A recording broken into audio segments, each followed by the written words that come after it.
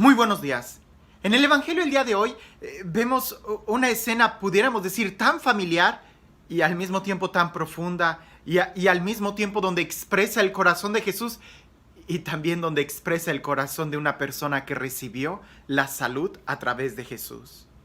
Jesús llega a la casa de la suegra de Pedro, donde está la familia de Pedro, y la suegra de Pedro estaba muy enferma en cama con fiebre. Jesús se acerca, reprende la enfermedad y la suegra inmediatamente quedó sana. Y aquella mujer se levantó y empezó a servirles. Nosotros hemos mencionado que Jesús no es ningún curandero. Jesús no va caminando curando a las personas, no, más bien lo que Jesús hace es sanar a las personas. Lo vuelvo a repetir esta idea mejor. Jesús no anda curando enfermedades. Quien cura las enfermedades, pues es un doctor.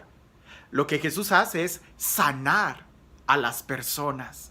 Y lo hace de una manera integral. Y cada milagro que Jesús hace tiene un propósito. Señalar y apuntar una realidad superior.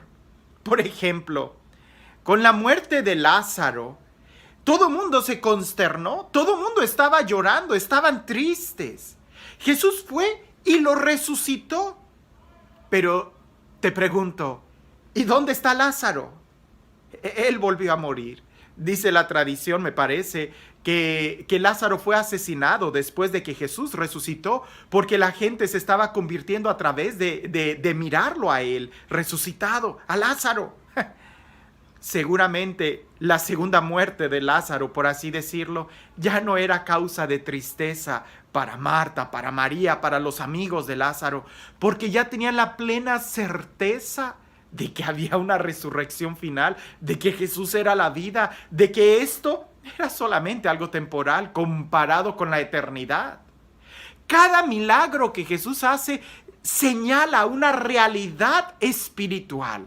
Es como si nos ayudara a abrir nuestros ojos y contemplar la realidad de una manera más trascendente. Aquel que no tiene vida espiritual, aquel que no ha tenido una experiencia del Dios infinito y eterno, está condenado a vivir en la angustia temporal. Se va a sentir encerrado entre las barreras del tiempo y el espacio. En cambio, aquel que tiene la certeza en Jesús y que tiene una vida espiritual, rompe esas barreras y vive en la libertad. Una persona que no cree en Dios, una persona que no ha tenido un encuentro con Dios, una persona que simplemente vive en el devenir de la historia, es una persona que es esclava de sus pasiones y que, sobre todo, es una persona que tiene miedo a la muerte. Es una persona que piensa que esto lo es todo. En cambio, el cristiano es una persona libre y que sabe que hay otro horizonte mucho mejor, el horizonte de la eternidad. Cada milagro que Jesús hace tiene la idea de señalar aquella realidad. Tiene la idea de superar a la persona y a los que están alrededor, no solamente a quien recibe el milagro, sino todos. Por ejemplo, en la resurrección de Lázaro, todos quedaron admirados, todos quedaron confirmados de la fe, maduraron. En esta sanación, pudiéramos decir, de la suegra de Pedro, hay mucha enseñanza, porque no solamente ella fue la que sanó de una u otra forma, sino pudiéramos decir que todos los que presenciaron ese milagro entendieron el objetivo y el propósito de la salud. Muchos hablan de, yo tuve mi encuentro con Dios. Y reducen la experiencia espiritual de la vida a un momento en la historia. Y yo lo digo, sí es cierto que hay un momento en donde inicia tu vida espiritual. Hay un momento en donde inicia tu encuentro con Dios. Pero tu encuentro con Dios no termina en un día, en una hora, en un retiro. Ese encuentro se tiene que prolongar, se tiene que profundizar y se tiene que hacer cada vez más grande en tu vida, más palpable. En la suegra de Pedro se da esto. Jesús entra, ella está en fiebre, ella está enferma. Jesús entra a la vida. Entra al lugar donde ella está, pudiéramos decir, al cuarto, a la habitación en donde ella posa. Reprende lo que tiene que reprender. Y en ese momento ella se levanta de la enfermedad y se pone a servir. Hay un propósito en la salud, el servicio. Me gusta mucho esta frase. Se la oí a José García. Sanados para servir. Y es cierto. Nosotros hemos sido sanados con un propósito. Pero vámonos despacio.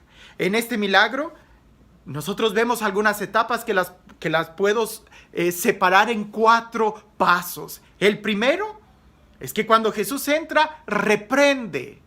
Cuando Jesús entra, pudiéramos decir, hace que el pecado salga.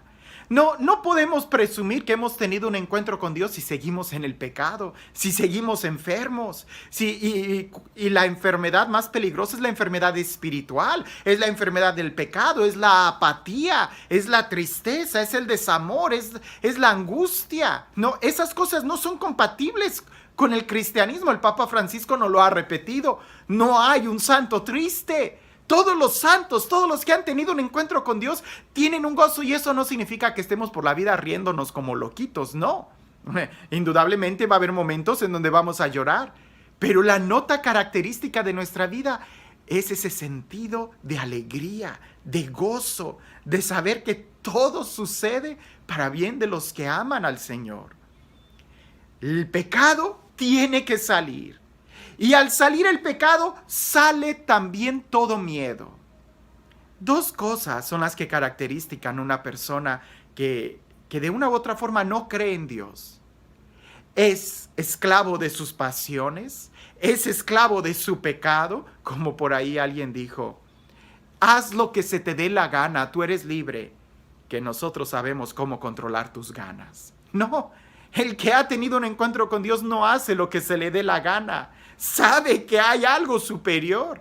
No vive anclado a una, pudiéramos decir, a las pasiones, a las apetencias de este mundo. No, el que tiene un encuentro con Dios vive libre.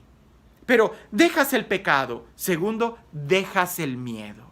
Porque sabes que el encuentro con Dios te da la seguridad de una vida superior. Y eso hay que recordarlo, te da la seguridad del cielo. Tercero, vives en una felicidad, claro, es la consecuencia, en una dicha. Y 4, indudablemente, sirves a los demás. Todo encuentro con Dios al final termina en un servicio. No se puede decir que hemos tenido un encuentro con Dios si no lo amamos. No se puede decir que amamos a Dios si no lo seguimos. No se puede decir que seguimos a Dios si no le servimos. ¿Cómo te das cuenta? Del encuentro al servicio es lo mismo. Es un paso inmediatamente, es la consecuencia. Qué diferente sería que en lugar de que nosotros diéramos testimonio con palabras de cómo fue mi encuentro con Dios, como si hubiera sido solamente un momento. Ese fue mi inicio, pero eso se profundiza así como mi servicio. Mi servicio empezó en un punto, pero va a continuar. El día de hoy, Jesús sana a la suegra de Pedro y ella se levanta y sirve. Dime tú, ¿de qué serviría que la suegra de Pedro fuera sanada si ella hubiera permanecido en la cama y hubiera dicho, no, ay, muchas gracias, ya me siento mejor, agarren lo que quieran, ahí está la cocina, ustedes sírvanse? No, Jesús no sana para que sigas echado en el sofá. Jesús no te sana para que sigas en tu vida mediocre. Jesús no te va a sanar para que sigas ahí. Jesús te sana para que pongas tu mirada en lo alto. Y eso lleva un cambio de vida. Eso se muestra en el servicio. Y este Dios, el Dios del amor, el Dios de la vida, el Dios que ha venido a servirnos y que nos da ejemplo de lo que es el verdadero servicio. Porque todo amor se manifiesta en detalles, todo amor se manifiesta en un servicio desinteresado. Este Dios que ha sido el primero en amarnos, este Dios que es el primero en tomar la iniciativa, que sea Él quien el día de hoy te bendiga, en el nombre del Padre, del Hijo y del Espíritu Santo. Cuentan que una vez en la vida del padre Emiliano Tardif, había una persona que estaba en silla de ruedas o estaba en la sección de enfermos en una de esas reuniones que el padre Emiliano Tardif hacía para orar por los enfermos y que había muchos milagros. Él tenía el don de la sanación. Por quien oraba era muy seguro que fuera a sanar. Y se acerca a esta señora para orar por su salud y el padre Emiliano Tardif le pregunta: ¿de qué quieres que Dios te sane? Y esta mujer enferma le dice: no, padre, así estoy bien, déjeme así. Y el padre le dice: pero estás enferma. Y ella le dice: sí, padre, estoy muy enferma, pero así quiero estar, déjeme así. Y el padre Tardif, angustiado, preocupado, desconcertado, le dice: no te entiendo, estás enferma y no quieres ser sanada, ¿por qué? Y ella le dice: oh, porque así estoy recibiendo la pensión de salud. Si usted me sana o si Dios me sana, entonces ya no voy a poder cobrar esa pensión y entonces voy a tener que trabajar y servir. Y yo no quiero hacer eso. Mejor déjeme con la enfermedad. Esto es histórico, es una anécdota histórica. Pero parece que así hay muchos cristianos que le dicen a Jesús: sáname, pero no quiero servirte. Entonces, ¿para qué? Si nosotros pedimos la salud, es con un propósito. Sanados para servir. Levantarnos y servir inmediatamente. Si no tienes deseos de servir, si te cuesta tanto el servicio, entonces, como dicen por ahí, una vida que no sirve es una vida que no sirve.